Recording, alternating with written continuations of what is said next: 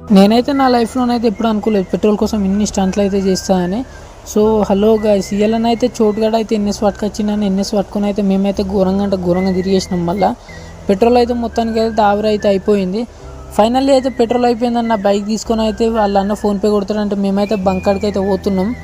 బంకాడికి అయితే నా బైక్ మీద మొత్తానికి అయితే పోతున్నాం. బంకాడికి పోయినాకనైతే ఆడైతే ఒక స్టంట్ విషయం చెప్పిండు. వాళ్ళ అన్ననైతే ఫోన్లో ఆడతలేడని చెప్పుడుతోనే మొత్తానికైతే డిసప్పాయింట్ అయిపోయినా.